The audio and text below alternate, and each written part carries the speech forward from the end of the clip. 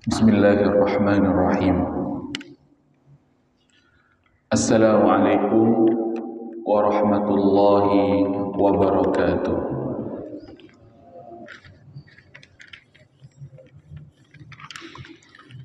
Innal hamdalillah nahmaduhu wa nasta'inuhu wa nastaghfiruh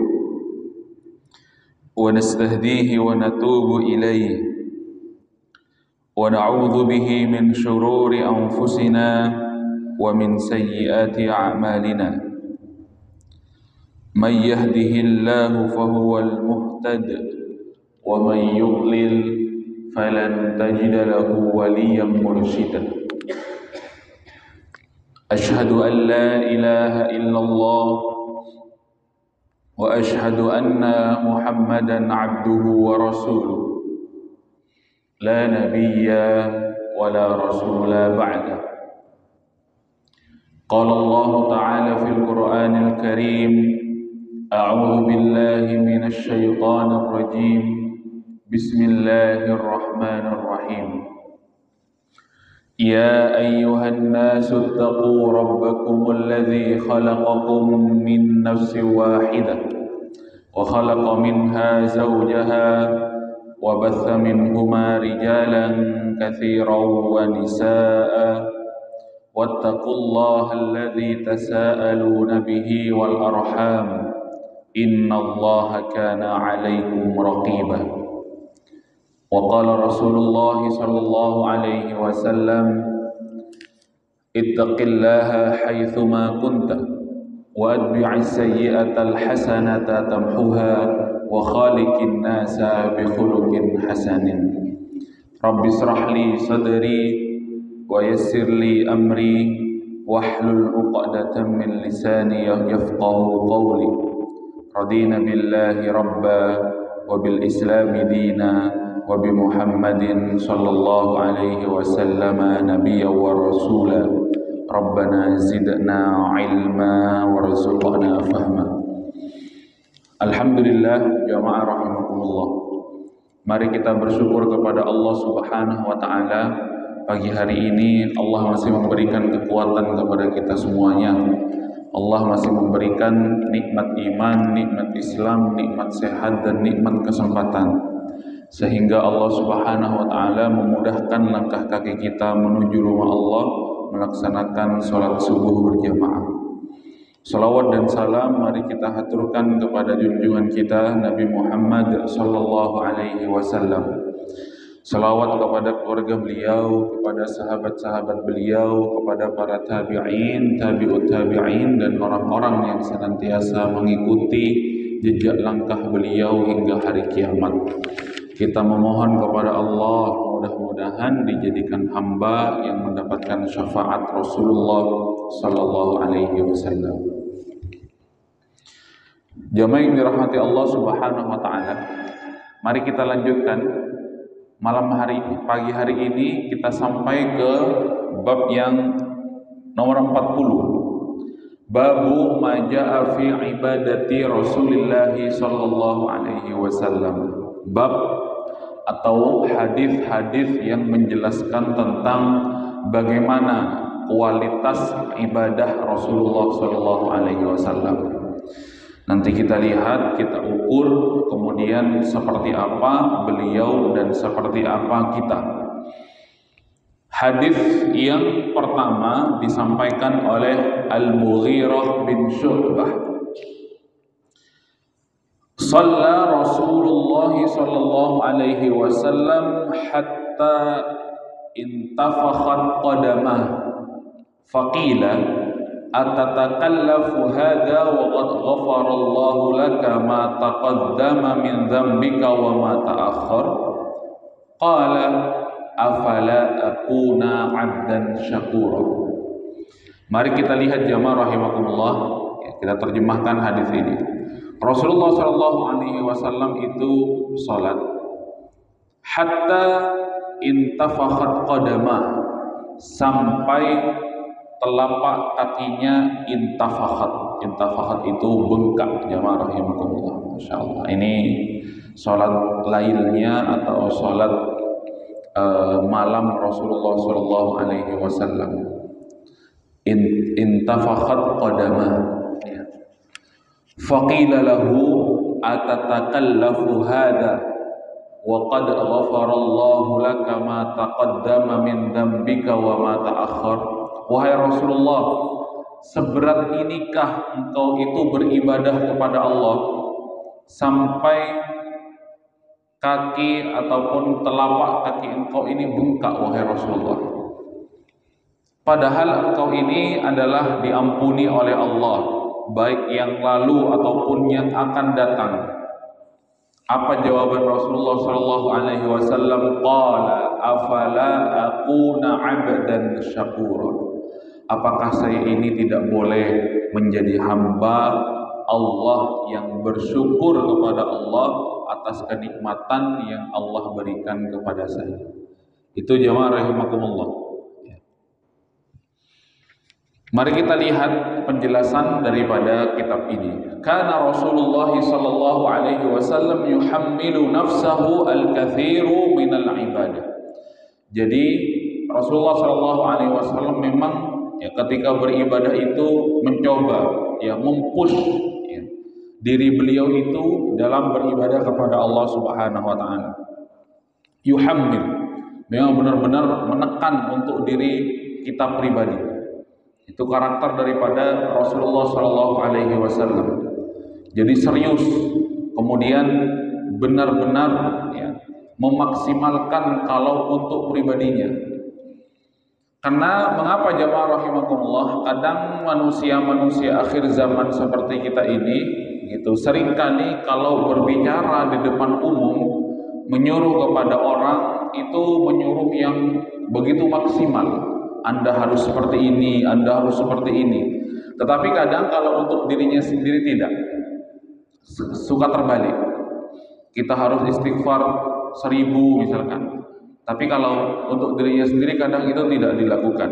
Tetapi ini kebalikan daripada Rasulullah SAW yang benar-benar memaksimalkan. Wa kana yutilus salata fi qiyamil laili hatta tawarramat qadamah. Kemudian Rasulullah Shallallahu Alaihi Wasallam memperpanjang sholat malamnya. Ini jamaah yang dirahmati Allah. Jadi sholat malam sampai kedua kaki beliau itu tawar romat atau tadi intafakhat, yaitu bengkak kakinya. Fasa'ala Umar ibn al-Khattab. Kemudian Umar bin Khattab ini bertanya kepada Rasulullah, atatahammalu hadhil masyaqqa fil ibadah? Wahai Rasulullah, seberat inikah Anda ini kemudian beribadah kepada Allah Subhanahu wa taala? Wa antal ladzi ghafara laka ma taqaddama wa ma ta'akhkhara min dzambik. Padahal engkau itu yang akan datang bahkan yang sudah berlalu diampuni, wahai Rasulullah. Fakanatil ijabah 'azimah annahu yuhibbu an yakuna 'abdan syakura li rabbih. Kemudian jawaban Rasulullah itu jawaban yang agung terlontar dari bibir beliau, dari lisan beliau, annahu yuhibbu ayyakuna 'abdan syakura. Bahwasanya beliau itu ingin ya, cinta ya, sekali untuk menjadi hamba yang bersyukur kepada Allah Subhanahu wa taala. Begitu. Jadi ketika diberikan kenikmatan yang besar itu, syukurnya Rasulullah juga besar jamaah rahimakumullah, begitu.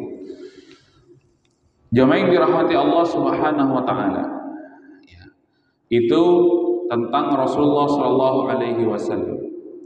Kemudian faidah at-taklif nau'an. Kemudian ada faidah ternyata dari kita itu memaksimalkan ya, beribadah kepada Allah Subhanahu Wa Taala. Ketika kita memaksimalkan ibadah, fahada mamduh, kata ya, penulis kitab ini terpuji.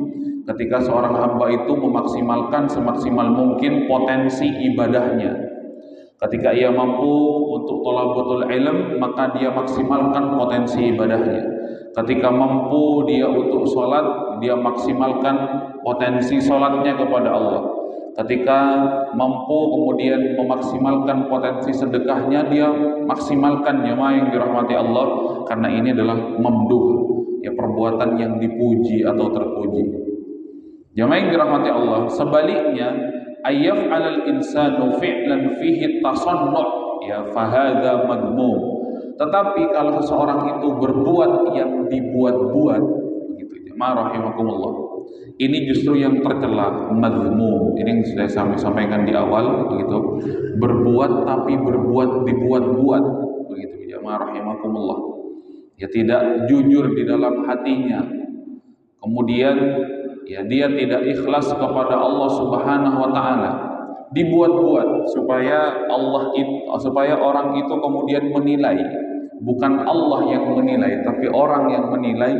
Inilah perbuatan yang dibuat-buat ini madmum. Yang dirahmati Allah Subhanahu wa taala itu. Kemudian jamaah rahimakumullah, ma yustafadu minal hadis. Apa yang bisa kita ambil pelajaran dalam hadis ini? Ternyata al-ijtihadu fil ibadah wa adamul i'timadi 'alal hasabi awin nasabi awis syarafi. Ternyata seseorang itu ketika memaksimalkan bersungguh-sungguh dalam beribadah itu tidak terikat, dia itu harus orang yang terhormat, dia itu harus nasabnya tinggi, atau dia itu harus syaraf, orang yang mulia. Tidak. Setiap orang ya diperbolehkan, setiap orang dipersilahkan untuk bersungguh-sungguh, begitu. Maksudnya apa jamaah rahimakumullah? Jangan sampai nanti kita sebagai umatnya kemudian ketika mengetahui hadis ini beralasan, yaitu kan Rasulullah ya beda dengan kita, begitu jamaah rahimakumullah. Meskipun kita sadari kita tidak akan pernah sama dengan Rasulullah Shallallahu Alaihi Wasallam. Artinya ketika seorang hamba itu memaksimalkan potensi ibadahnya, itu tidak lantas terkait harus menjadi orang yang tinggi nasabnya, tinggi kedudukannya, kemudian syarafnya, begitu. Mau beribadah, kalau mau dipanggil ustadz tidak, jamaah rahimakumullah, tetapi itu umum ya, bersungguh-sungguh dalam beribadah itu. Kemudian apalagi yang bisa diambil ya simpulan ataupun pelajaran dari hadis ini, kasratul ibadati dalilun ala syukril abdi li rabbih. Ya, memperbanyak ibadah seorang hamba itu menunjukkan bahwasanya itu adalah tanda syukurnya kepada Allah Subhanahu wa taala. La in syakartum la azidannakum wa la in kafartum inna adzabi lasyadid. Sesungguhnya apabila kenikmatan dari Allah itu kita syukuri, maka Allah akan berikan kenikmatan itu tambah. Kemudian sebaliknya kalau kita kufuri, kita ingkari, maka kita akan ya diazab oleh Allah Subhanahu wa taala. Ketika kenikmatan yang Allah berikan kepada kita berupa kesempatan sholat subuh berjamaah ini disyukuri, maka akan diberikan tambah oleh Allah Subhanahu wa taala. Maka kita akan semakin bersemangat atau semakin menikmati ya sholat subuh berjamaah. Begitu juga nikmat-nikmat yang lainnya. Jamaah yang dirahmati Allah Subhanahu wa taala. Itu hadis yang pertama. Kemudian hadis yang kedua. Ya, hadis yang kedua disampaikan oleh Abu Hurairah. Mari kita baca bagaimana redaksi hadisnya. Kana Rasulullah sallallahu alaihi wasallam yusalliya hatta tarima qadamah. Oh, ternyata sama. Bahwasanya Rasulullah Shallallahu Alaihi Wasallam sholat itu sampai bengkak kedua telapak kakinya. Faqila lahu, kemudian Rasulullah ya dikatakan kepada beliau, ataf'alu hadza wa qad ja'aka anna Allah qad ghafara laka ma taqaddama min dzambika wa ma ta'akhkhar. Wahai Rasulullah, sebegitukah ibadahmu wahai Rasulullah, padahal yang lalu dan akan datang itu sudah diampuni bagi engkau wahai Rasulullah. Kemudian Rasulullah sama mengatakan, afala akuna abdan syakura, apakah aku tidak boleh menjadi hamba yang bersyukur kepada Allah Subhanahu wa taala. Ya, hadis ini menjadi ya penguat bahwa sholat malam Rasulullah Shallallahu Alaihi Wasallam itu panjang. Maka di dalam hadis yang lain disebutkan bahwa istri-istri beliau apabila ikut sholat malam bersama beliau, maka biasanya meletakkan tali tambang ya di belakang soft istri-istri beliau itu yang diikat dari tiang ke tiang.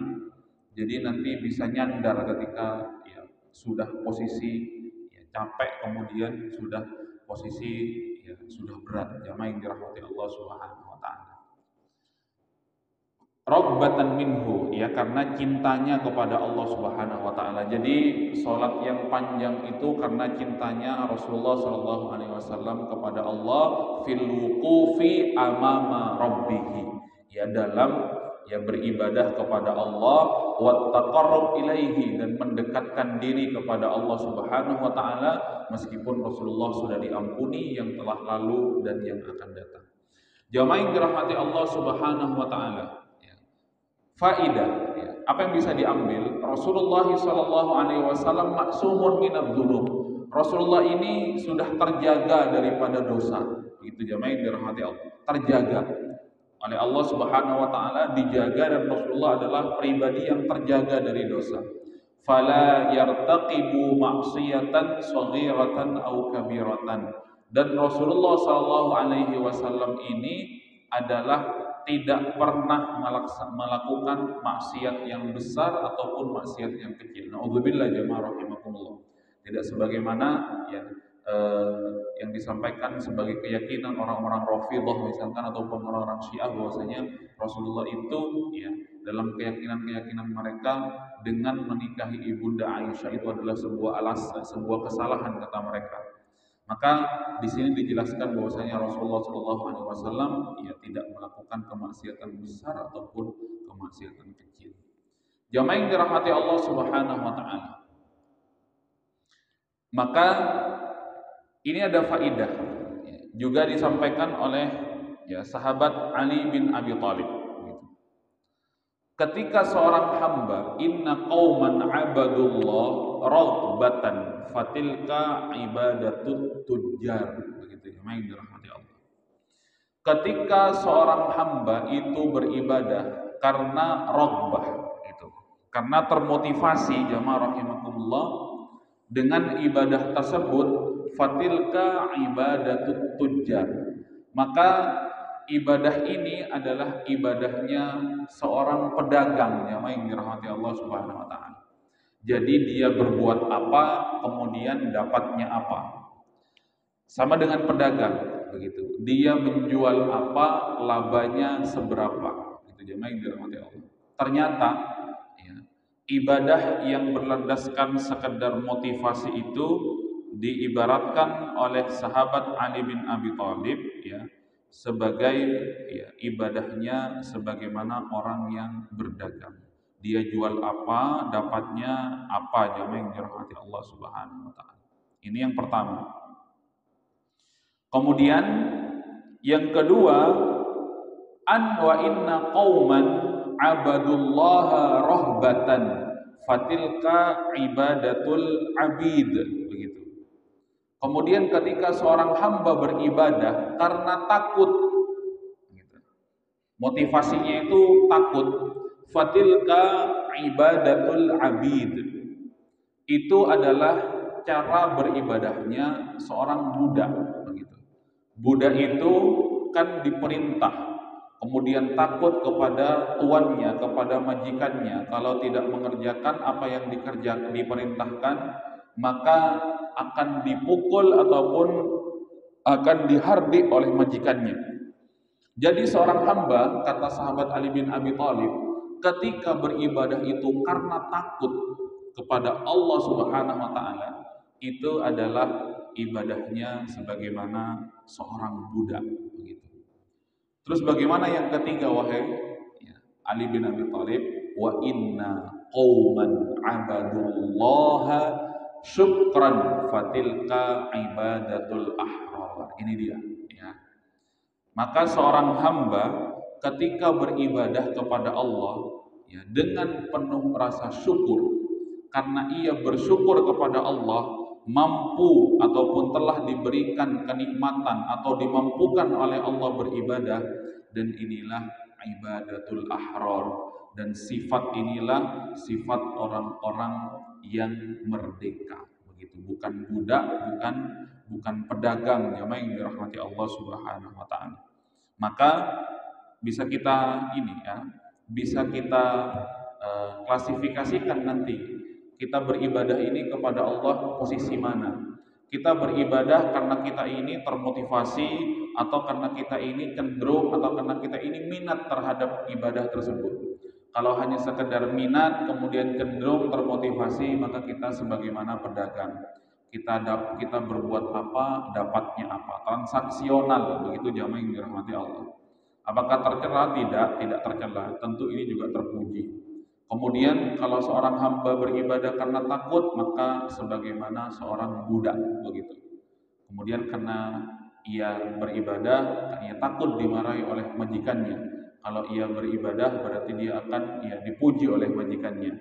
Tetapi yang ketiga, seorang hamba ketika beribadah karena bentuk syukurnya kepada Allah dengan berbagai macam kenikmatan yang sudah Allah berikan kepadanya, begitu maka itulah ibadahnya orang-orang yang merdeka, yang dirahmati Allah Subhanahu wa taala. Itu jamaah yang dirahmati Allah, dua hadis dulu yang kita sampaikan di pertemuan pagi hari ini tentang kualitas daripada ibadah Rasulullah Shallallahu Alaihi Wasallam, terkhusus yaitu sholat malam Rasulullah Shallallahu Alaihi Wasallam. Begitu. Jamaah yang dirahmati Allah Subhanahu Wa Taala. Kemudian bagaimana kalau sholat berjamaahnya Rasulullah Shallallahu Alaihi Wasallam? Begitu ketika bersama kaum muslimin, maka tergantung kondisinya. Maka ketika Rasulullah itu sebelum takbiratul ihram kemudian melihat kepada jamaah, itu tidak hanya sekedar seremonial, jamaah yang dirahmati Allah. Jadi lihat ke belakang kemudian mengatakan sawu sufufakum, itu tidak hanya sekedar seremonial begitu. Tetapi memang ada tujuannya. Rasulullah itu melihat seperti apa makmumnya, begitu. Kemudian kondisi makmumnya seperti apa, kemudian disitulah Rasulullah SAW menyesuaikan bacaan sholat beliau. Itu jamaah yang dirahmati Allah Subhanahu Wa Taala. Sebagaimana juga ketika Rasulullah menghadap belakang ketika selesai mengerjakan sholat, itu tidak sekedar seremonial, tapi ada tujuannya. Yang pertama ingin mengatakan bahwa sholat telah selesai. Kemudian yang kedua, Rasulullah biasanya mengabsen para sahabat, disebut satu persatu siapa yang hadir, siapa yang tidak hadir, begitu. Yang dirahmati Allah Subhanahu Wa Taala. Maka mungkin bisa para imam barangkali dipraktekkan di Masjid Nur Muhammad. Subuh ini siapa yang tidak hadir, siapa yang hadir, jamaah yang dirahmati Allah Subhanahu Wa Taala, sehingga nanti kita sama-sama beribadah kepada Allah Subhanahu Wa Taala. Subhanaka Allahumma wa bihamdika asyhadu an la ilaha illa anta astaghfiruka wa atubu ilaik. Walhamdulillahi rabbil alamin. Wassalamu alaikum warahmatullahi